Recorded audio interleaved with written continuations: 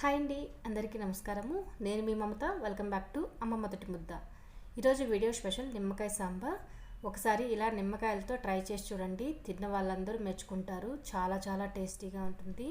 నిమ్మకాయ సాంబార్ కోసం ముందుగా స్టవ్ మీద కడాయి పెట్టుకొని 1 టేబుల్ స్పూన్ ఆయిల్ వేసి హీట్ చేసుకున్నాక 1 టీ స్పూన్ ఆవాలు, 1/2 టీ స్పూన్ మెంతులు, 1/2 టీ స్పూన్ జీలకర్ర వేసుకొని చిటపటలాడిన తర్వాత ఒక మీడియం సైజు ఉల్లిపాయ తరుగు వేసుకొని 1 నిమిషం పాటు వేయించుకోవాలి. ఇలా వేగాక ఇందులోకి ఒక మీడియం సైజు టమాటా తరుగు కూడా వేసుకొని వేయించుకోవాలి.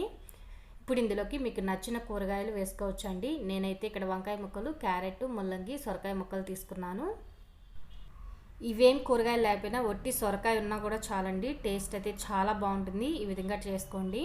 ఇప్పుడు ఇందులోకి రుచికి సరిపడా ఉప్పు, 1/2 టీ స్పూన్ పసుపు, 1 టీ స్పూన్ కారం వేసుకోవాలి. కారం మీరు తినే స్పైసీని బట్టి కారం అనేది యాడ్ చేసుకోండి. ఇవన్నీ ఒకసారి బాగా కలుపుకొని మూత పెట్టి 5 నిమిషాల పాటు మగ్గించుకోవాలి.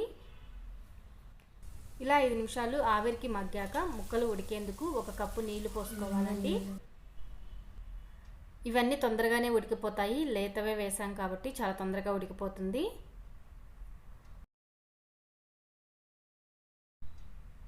కూరగాయ ముక్కలు బాగా ఉడికిపోయాయి. ఇప్పుడు ఇందులోకి ముందుగా ఉడికించి మెదిపి పెట్టుకున్న 1/2 కప్పు కందిపప్పు పేస్ట్ వేసుకోవాలి.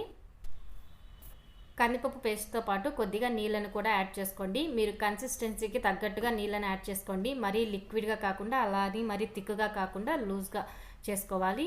ఇక్కడ చూస్తున్నారు కదా, ఈ కన్సిస్టెన్సీ ఉంటే సరిపోతుంది. ఇప్పుడు ఒకసారి సాల్ట్ చెక్ చేసుకొని కావాల్సి ఉంటే వేసుకోండి. ఇందులోకి 1/2 టీ స్పూన్ సాంబార్ పొడి వేసుకొని మరొకసారి బాగా కలుపుకొని 10 నిమిషాల పాటు ఉడికించుకోవాలి.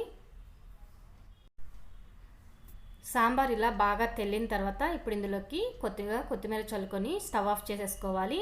స్టవ్ ఆఫ్ చేసుకున్న తర్వాత ఒక మీడియం సైజు నిమ్మకాయ నుంచి తీసిన రసం వేసుకోవాలండి.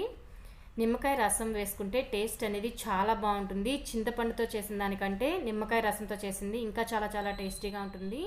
ఇలా ఒకసారి మీరు కూడా ట్రై చేసి ఎలా ఉందో కామెంట్ చేయడం మాత్రం మర్చిపోకండి. ఈ వీడియో నచ్చితే లైక్ చేయండి. ఈ ఛానల్ ఇంకా సబ్స్క్రైబ్ చేసుకోకపోతే సబ్స్క్రైబ్ చేసుకోండి. Thanks for watching.